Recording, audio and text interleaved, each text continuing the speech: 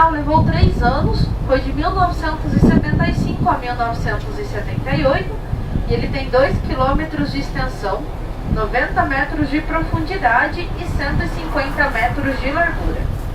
Dessa escavação foram retirados 32 milhões de metros cúbicos em rochas.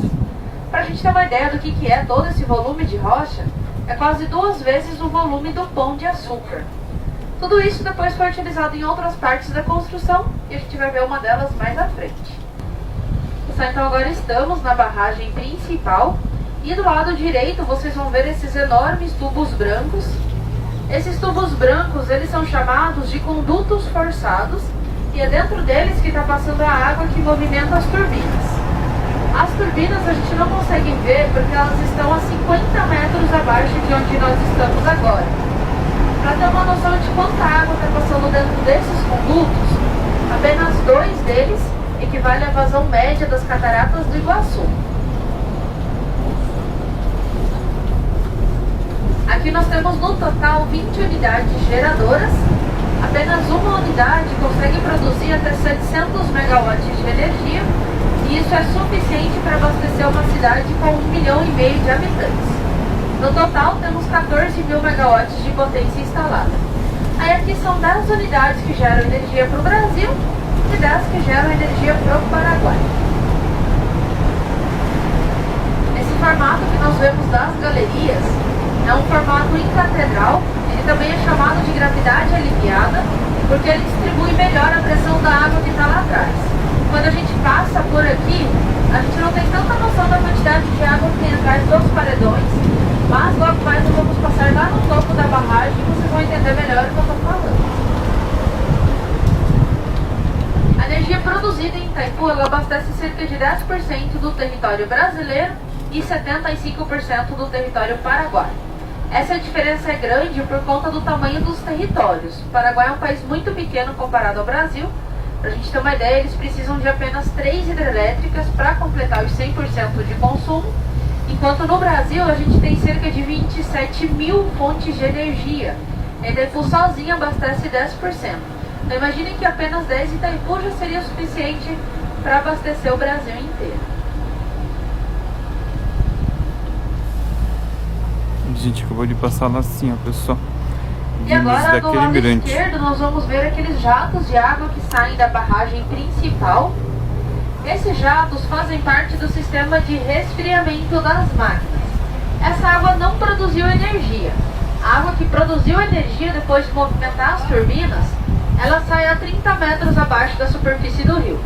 A gente não vê essa água, mas o que dá para notar são os redemoinhos que formam na superfície por conta do movimento da água que está saindo lá embaixo, que fica abaixo do vertedouro. Então, se o vertedouro estivesse aberto hoje, a água estaria passando aqui por cima, como se fosse uma ponte invertida.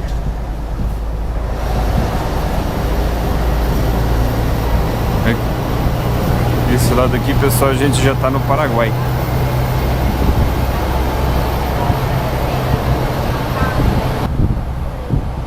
E essa água que a gente vê aqui do lado direito, ela faz parte do sistema de drenagem da barragem.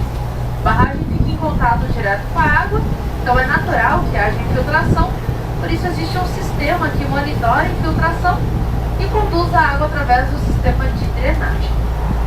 E agora estamos chegando no topo da barragem, que é a parte mais alta. O vento aqui é mais forte, tá, pessoal? Então cuidado aí com chapéu, boné, segura a peruca para não sair voando pela janela. E o penteado aqui é por conta da casa.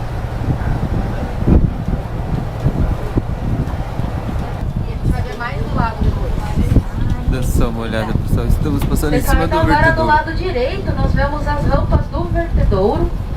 Reparem que lá no final da rampa existe um espelho d'água. Aquele espelho d'água é chamado de tanque de dissipação. Então quando as comportas são abertas, a água desce com muita força para evitar que a água chegue com tanta força no Rio Paraná, o que provocaria uma grande erosão. Então o tanque ele funciona como um salto de esqui. Ele projeta a água para cima, isso reduz a força com que ela vai atingir o rio.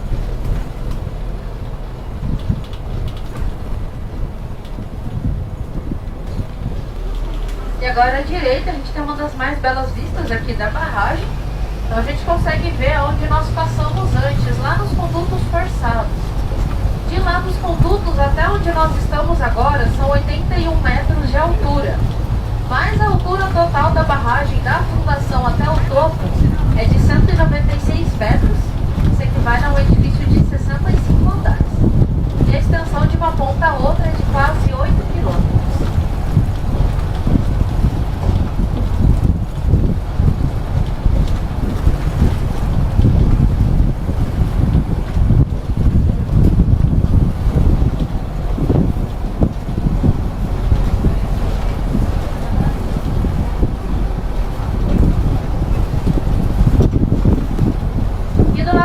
Nós vemos o lago de Itaipu, que é o nosso reservatório.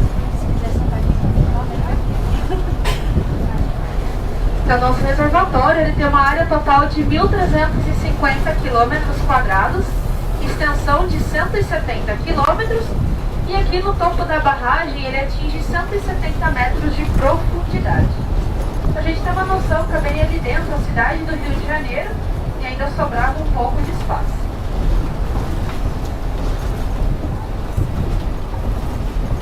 Então, onde nós estamos agora, a gente consegue ver um pouco melhor o desnível da água. Então, do lado direito é o Rio Paraná no seu formato original. Imagina que antes da construção da barragem, ele ia seguir desse mesmo formato aqui também do lado esquerdo, lá embaixo, do jeito que a gente vê. Mas aí a barragem foi construída, represou o rio e formou o lago do jeito que a gente vê agora.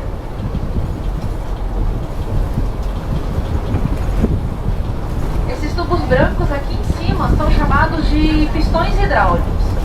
Eles que são os responsáveis por acionar ou fechar as comportas da tomada d'água, que é o que vai levar a água até os condutos, que vai passar pelos condutos, movimentar as turbinas e voltar para o rio. Vocês vão ver que a gente está com bastante manutenção acontecendo agora, né? Isso é comum. Então as manutenções aqui na barragem, elas são periódicas, e quando eles precisam interromper uma unidade para manutenção, então eles acionam esses pistões hidráulicos. Do lado direito, o Rio Paraná segue seu caminho natural. Ele passa por baixo da Ponte da Amizade, que é aqui conecta Brasil e Paraguai. Depois, lá no Marco das Três Fronteiras, ele encontra o Rio Iguaçu, que é o rio que abastece as cataratas, e dali ele segue até desembocar no Oceano Atlântico.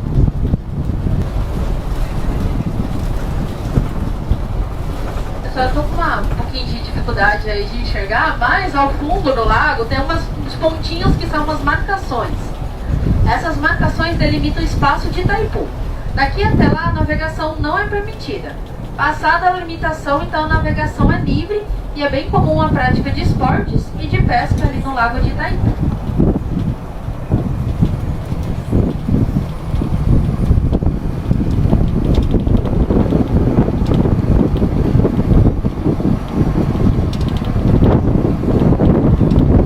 Quase 8 quilômetros de extensão da barragem, ela não foi feita somente de concreto. Nas extremidades, onde o nível do reservatório é mais baixo, nós temos outros dois tipos de barragem, que são as barragens de enrocamento e a barragem de terra. Agora nós estamos passando pela barragem de enrocamento, e ela foi feita somente com elementos naturais. Aqui são camadas de argila compactada, areia e rochas. Essas rochas vieram lá da escavação do canal de desvio, que a gente viu no comecinho do passeio. E um dos motivos da escolha deste local para a construção da barragem é justamente essa formação rochosa. Não sei se vocês repararam que quando a gente passou lá próximo dos condutos, existiam uns paredões de rocha. Aqueles paredões, eles suportam as laterais da barragem.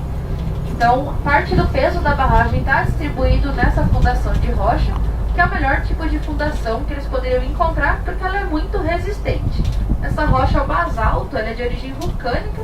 Então, esse é um dos motivos que eles escolheram este ponto, porque aqui a formação era como se fosse um cânion, né? Já tinha esses paredões de rocha, e também dá a maior queda d'água, que aumenta a pressão e aumenta a produção de energia.